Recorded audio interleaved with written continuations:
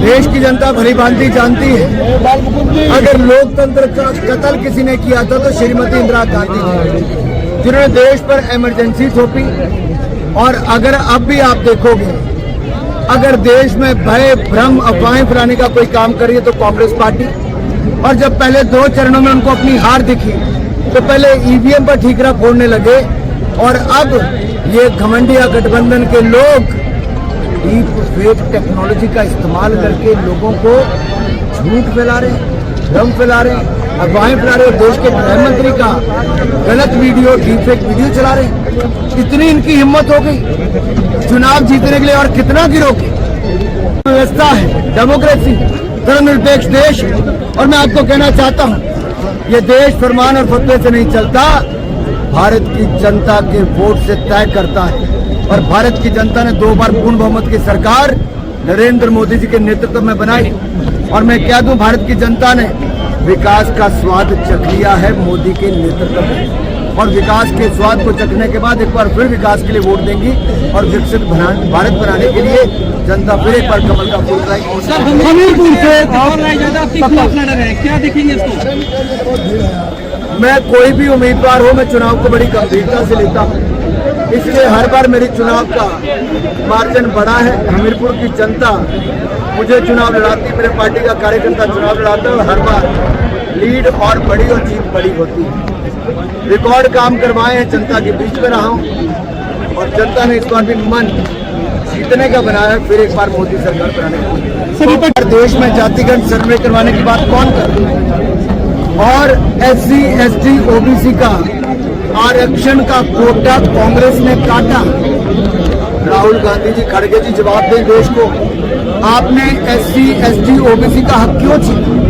क्यों 5% आरक्षण आपने, चाहे आंध्र प्रदेश हो, तेलंगाना हो, कर्नाटक हो, ऐसे राज्यों में जहां कांग्रेस की सरकार है, आपने SC ST का दर्जा क्यों छीना? और किसको दिया, जरा देश को बताइए। ये लोग पुष्टिकरण की राजनीति करते हैं। ये आरक्षण कटुआ कोई है तो कांग्रेस है, जिन्होंने SC ST का OBC का आरक्षण काटा है, और जनता इनको माफ नहीं करेगी। जहां तक मोदी जी की सरकार पिछले 10 साल से है, किसी के आरक्षण के साथ ना कोई छेड़खानी की गई, ना अगले वर्षों में कोई छेड़खानी की जाएगी। मोदी जी ने पहला शीश संसद भवन की पहली सीढ़ी पर झुकाया था, और दूसरा बाबा साहब अम्बेडकर के संविधान पर। संविधान दिवस 26 नवंबर को किसी ने मनाया तो नरेंद्र मोदी जी ने मनाया, हर साल मनाते हैं। पंचतीर्थ बनाए किसी ने, बाबा साहब अम्बेडकर की जन्मभूमि, दीक्षा भूमि, शिक्षा भूमि, चैत्य भूमि और महापरिनिर्वाण भूमि तो नरेंद्र मोदी ने किया। अरे कांग्रेस क्या मुकाबला करेगी, जिन्होंने बाबा साहब अम्बेडकर को अपमानित किया, प्रताड़ित किया, और राजनीति से बाहर करने के लिए चुनाव भी हरवाए। सर, यही मैदान है 2019 में, और नॉमिनेशन के बाद आपने यहीं पे जो है आपका हासिल हुआ था, और सांसद जी को जीत मिली थी। अब की बार 4 लाख पार भारतीय जनता पार्टी के आदरणीय चंद्रपाल जी प्रचंड बहुमत के साथ जीत रहे, उनको एक तरफा वोट मिल रहा है। हमने यहाँ पर आज भ्रमण करके देखा है, माननीय मोदी जी की गरीब कल्याण योजनाएं जन जन में पहुंची है। लोगों का भरोसा बीजेपी के प्रति लगातार बढ़ रहा है। इंडिया गठबंधन का जो गुरूर है वो पूरी तरह से उत्तर प्रदेश से ध्वस्त होगा। उत्तर प्रदेश की 80 सीटें कमल प्रचंड बहुमत के साथ खिल रहा है। माननीय मोदी जी प्रचंड बहुमत के साथ उत्तर प्रदेश राज्य में 80 सीटें जीत रहे हैं।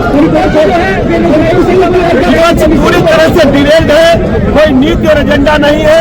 समाजवादी पार्टी की भूले या राजकता को लोग भूले नहीं है।